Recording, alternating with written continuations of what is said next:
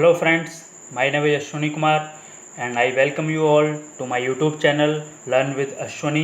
तो फ्रेंड्स, हम लोग वोकेबुलरी की एक सीरीज़ कर रहे थे, उसी सीरीज़ का ये फोर्थ पार्ट लेके आया हूँ मैं। और जो भी फ्रेंड्स एसएससी हो गया, जैसे कि बैंकिंग हो गया, यूपीएससी के exam such as CDS, NDA and CAPF and AFCAT और भी अदर स्टेट गवर्नमेंट के एग्ज़ाम्स जो भी होते हैं जहाँ पर इंग्लिश का काफ़ी इम्पोर्टेंट रोल रहता है, इंग्लिश आती है उन एग्ज़ाम्स में, उन सभी स्टूडेंट्स के लिए ये लेक्चर काफ़ी बेनिफिशियल होगा। तो आइए फ्रेंड्स स्टार्ट करते हैं। तो फ्रेंड्स, ये एक्सरसाइज है जो कि मैंने पिछले लेक्चर में भी दी थी, तो इसको थोड़ा सॉल्व करते हैं। Let's solve this exercise.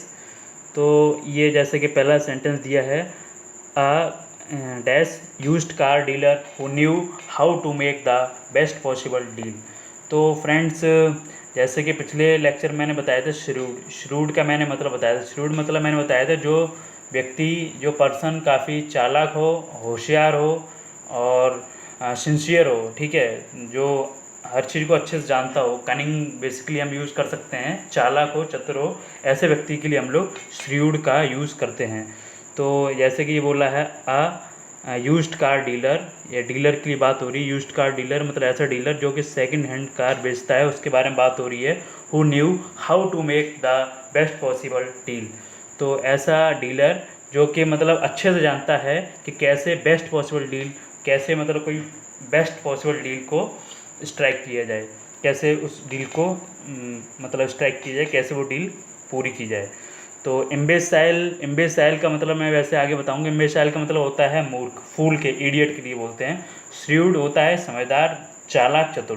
तो आप खुद ही अंदाजा लगा सकते हैं, कोई यार ऐसा डीलर होगा जो कि अच्छे जानता है कि कैसे बेस्ट पॉसिबल डील को किया जा सके। तो obviously the option is श्रीव्ड।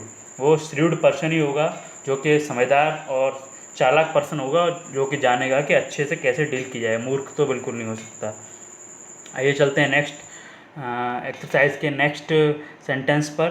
The guitarist delivered a performance that displayed neither enthusiasm nor passion. तो यहाँ पर ऑप्शन दिए हैं परफंक्टरी, सबलाइम। सबलाइम का मीनिंग फ्रेंड्स मैंने लास्ट वीडियो में अपने बताया था। सबलाइम का मतलब होता है काफ़ी उत्कृष्ट, काफ़ी शानदार, ठीक है। जैसे कि मैंने एग्जाम्पल लिया था सबलाइम परफॉर्मेंस बाई नोवाक जोकोविच, ठीक है। तो सबलाइम मतलब होता है very very very good and we can say stellar, magnificent, ठीक है, मतलब काफ़ी अच्छा, ग्लोरियस, ठीक है। तो उसके लिए सबलाइम यूज़ हम करते हैं, अमेजिंग परफॉर्मेंस, ठीक है। तो यहाँ पर क्या कह रहा है, बेसिकली हम समझते हैं the guitarist delivered a performance. Guitarist कोई था जो गिटार बजाता था, उसने एक ऐसी परफॉर्मेंस डिलीवर की that displayed neither enthusiasm nor passion. मतलब उस जो परफॉर्मेंस थी, ना तो उसमें इंथुजियाज्म था, ना ही पैशन था, ठीक है। तो ऐसी तो शानदार तो बिल्कुल नहीं हो सकती ऐसी परफॉर्मेंस जिसमें कोई इंथुजियाज्म ही नहीं है, पैशन ही नहीं है, तो कैसे वो जो परफॉर्मेंस रहेगी वो शानदार हो जाएगी। तो ये तुम्हारा सबलाइम तो गलत हो गया, बचा क्या, परफंक्टरी। तुम्हारा परफंक्टरी यहाँ पर सही होगा। बेसिकली परफंक्टरी का क्या मतलब होता है वो आगे खैर मैं डिस्क्राइब करूँगा इसी लेक्चर में। परफंक्टरी का मतलब होता है मतलब मैकेनिकल, यानी कि कैजुअली, विदाउट इंथुजियाज्म जब कोई चीज़ करते हैं तो परफंक्टरी वहाँ पर यूज़ होता है। नेक्स्ट हमारा है he accidentally fell into a valley as he was dash on a cliff. मतलब कोई पर्सन है वो अचानक मतलब एक्सीडेंटली एक वैली मतलब घाटी में गिर गया, as he was dash on a cliff. Cliff मतलब होता है चट्टान, ठीक है। कोई एक पर्सन था, चट्टान पर बैठा हुआ था, तो एक्सीडेंटली घाटी में गिर गया। तो चट्टान पे अब यहाँ पर ऑप्शन है ग्लीनिंग एंड पर्चिंग। तो पर्चिंग मैंने बताया था आपको पिछले लेक्चर में। पर्चिंग का मतलब होता है कोई ऊंचे स्थान पर बैठा हो, तो उसके लिए पर्चिंग वर्ड का यूज़ करते हैं। जैसे कि मैंने बस का एग्जांपल लिया था, हमारा लास्ट जो वर्ड था ये पर्चिंग था। तो यहाँ पर पर्चिंग हमारा राइट आंसर होगा। ग्लीनिंग क्या है इसी लेक्चर में आगे हम बात करेंगे। About 10% people in India are too dash to afford a computer. तो इंडिग्नेंट का मतलब मैंने मतलब बताया था पिछले लेक्चर में, होता है गुस्सा होना। मतलब जो गुस्सा हो पर्सन, एंग्री पर्सन है, उसके लिए इंडिग्नेंट हम लोग यूज़ करते हैं। तो 10% जो पीपल हैं अपने देश में, जो ऐसे लोग हैं, इतने गरीब हैं too dash to afford a computer, ठीक है। तो यहाँ पर जो इंडिजेंट, ये तो होगा नहीं, इसका मतलब यही होगा ऑब्वियसली। तो इंडिजेंट का मतलब जो कि मैंने ऑलरेडी बता दिया, गरीब, ठीक है। इंडिजेंट होता है गरीब, जो कि हम आगे देखेंगे। तो इसका आंसर हो गया इंडिजेंट। आइए स्टार्ट करते हैं। इम्बेसाइल, फ्रेंड्स इम्बेसाइल का मतलब होता है, जैसे कि दिया गया है इसमें, फूल, डिमविट, डल्लर, ठीक है। तो ऐसा पर्सन जो कि इडियट हो, ठीक है, फूल हो, तो उसके लिए हम यूज़ करते हैं इम्बेसाइल। इम्बेसाइल मतलब होता है मूर्ख, ठीक।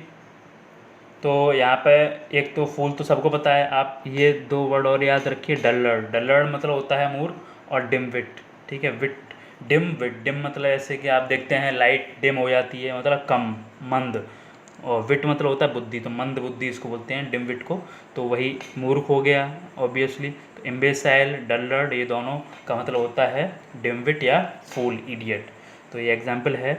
ही drank too much and started acting like a complete imbecile, उसने इतनी ज़्यादा ड्रिंक कर ली, and started acting like a complete imbecile, ज़्यादा ड्रिंक करने के बाद वो एक तरह से इम्बेसाइल, मूर्ख की तरह व्यवहार करने लगा, एक्टिंग करने लगा। चलते हैं अपने नेक्स्ट सेंटेंस पर। परफंक्टरी, जैसे कि मैंने पिछले अभी एक्सरसाइज में ही बताया था, परफंक्टरी मतलब होता है मैकेनिकल, कैजुअल, ठीक है। मतलब जब कोई भी व्यक्ति, कोई या कोई भी ऐसा काम जो कि विदाउट इंटरेस्ट किया जाए, ठीक है, without interest, without enthusiasm, enthusiasm मतलब थोड़ा जोश, ठीक है। तो बिना जोश के, बिना इंटरेस्ट के कोई भी काम किया जाए तो बोल सकते हैं वो परफंक्टरी मैनर में किया गया है, ठीक है। कुछ भी, कोई भी चीज़ हो और की जाती है मतलब विदाउट इंटरेस्ट के, ठीक है। नॉन चैलेंट, एक वर्ड और याद रखना, नॉन चैलेंट, उदासीन, इसको हिंदी में बोल सकते हैं उदासीन, ठीक है।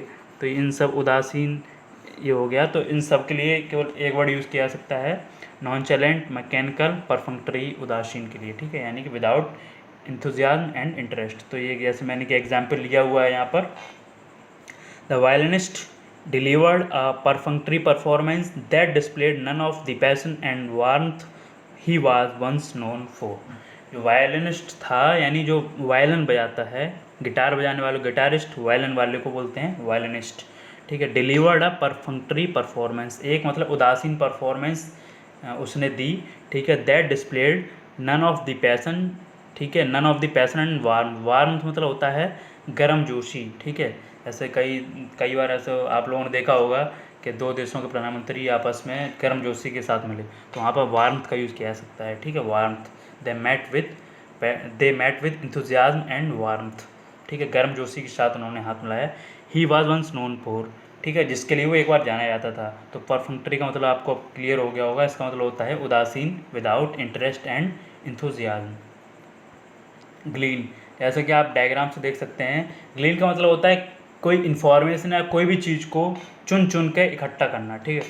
टू गैदर इन्फॉर्मेशन और मटेरियल बिट बाई बिट, चुन चुन के मतलब बिट बाई बिट, ठीक है। टू गैदर इन्फॉर्मेशन और मटेरियल, तो यहाँ पर मटेरियल के सेंस में, जैसे कि ये देख रहे हैं कुछ ग्राउंड में जो फार्मर्स हैं वो कुछ चुन चुन के कोई अनाज है, ठीक है, उसको इकट्ठा कर रहे हैं। तो बेसिकली दे ऑल आर ग्लीनिंग, ठीक है।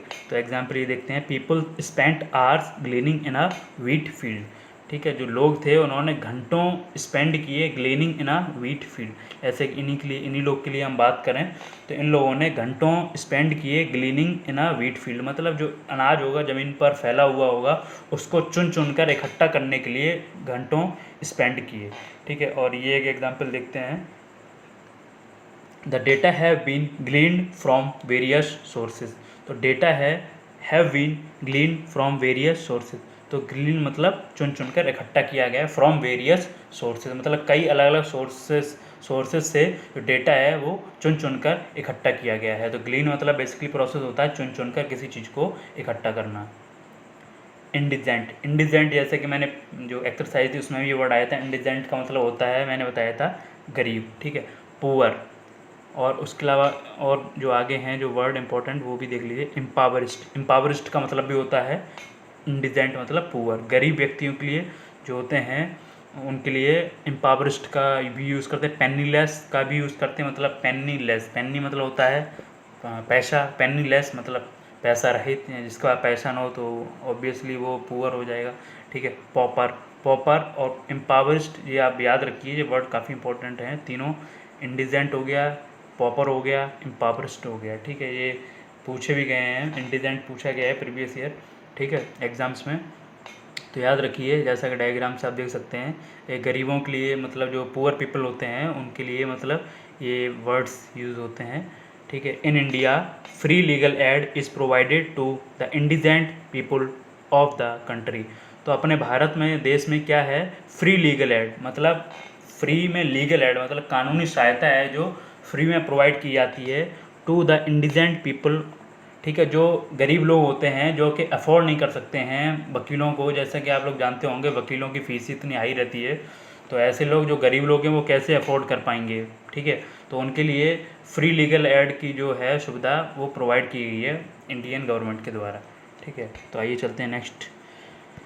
विफ मतलब होता है स्मेल, स्मेल के लिए यूज़ होता है वर्ड विफ, ठीक है। ऑर्डर, ठीक है। आपने देखा होगा जो कई केमिस्ट्री वगैरह आप लोग कोई पढ़े होंगे 10th में, तब देखा होगा ऐसे कोई गैस होती है ऑर्डरलेस बोलते हैं, गैसेस कलरलेस ऑर्डरलेस, ठीक है।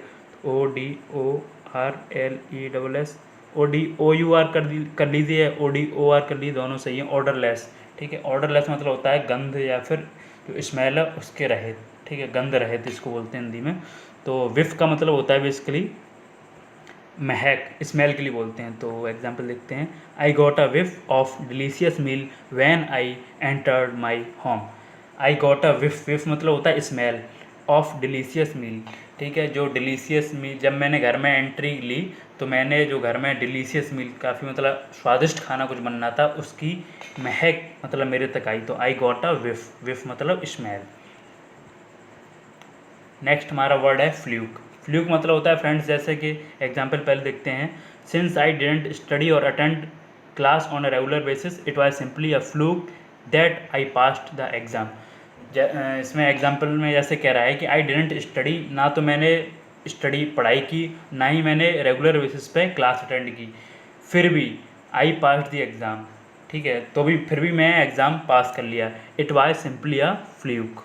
तो यहाँ पे फ्लूक का क्या मतलब है? फ्लूक का मतलब होता है आ स्ट्रोक ऑफ लक, मतलब कोई भी चीज़ जो कि मतलब आप लक के बेसिस पे आपको मिल जाती है, आपने उसके लिए कोई खास मेहनत नहीं की होती है, ठीक है, एक तरह से लॉटरी लग जाती है कुल मिला के, ठीक है। कोई भी ऐसी चीज़ जिसके लिए आपने बहुत ज़्यादा एफर्ट नहीं की हो फिर भी आपको सफलता मिल जाए तो हम कहते हैं फ्लूक, स्ट्रोक ऑफ लक, ठीक है। ये इसके लिए एक और वर्ड यूज़ होता है जो कि एग्जाम में पूछा भी गया है, विंड फॉल, ठीक है। विंड फॉल भी आप इसको याद रखिए, ठीक है। विंड फॉल भी यही मतलब होता है a stroke of luck. Next हमारा वर्ड है रिप्यूडिएट, ठीक है, ये वर्ब है। रिप्यूडिएट मतलब होता है to refuse, to accept, reject, disapprove, ठीक है। टू रिफ्यूज़, टू एक्सेप्ट मतलब किसी चीज़ को एक्सेप्ट करने से मना कर देना, उसको बोलते हैं रिप्यूडिएट। किसी चीज़ का मतलब खंडन करना, किसी चीज़ को मतलब मना कर देना एक्सेप्ट करने से, या फिर रिजेक्ट कर देना हम उसको बोल सकते हैं, या फिर डिसअप्रूव कर देना ऑब्वियसली, ठीक है। तो रिप्यूडिएट का मतलब होता है किसी चीज़ को एक्सेप्ट करने से मना कर देना। तो जैसे कि एग्जाम्पल है हमारे पास अगला, the minister repudiated allegations of human right abuses. जो एक मिनिस्टर था उसने क्या किया, रिप्यूडिएट किया एलिगेशन ऑफ, एलिगेशन मतलब होता है आरोप,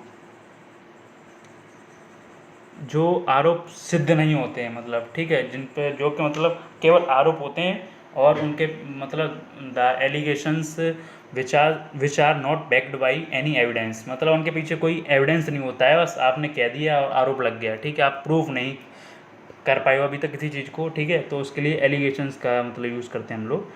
तो the minister repudiated allegations of human rights abuses, minister पे ह्यूमन राइट्स एब्यूज़ के कोई आरोप लगे होंगे, ठीक है, एलिगेशन लगे होंगे, तो मिनिस्टर ने क्या किया, उनको रिप्यूडिएट किया, उन्होंने उसको रिएक्ट किया, खंडन किया, ठीक है, उनको एक्सेप्ट करने से मना कर दिया, ठीक है। तो बेसिकली रिप्यूडिएट का मतलब होता है किसी चीज़ का मतलब को एक्सेप्ट करने से मना कर देना, टू रिफ्यूज़ टू एक्सेप्ट, ठीक है। आई होप आपको ये क्लियर हो गया होगा।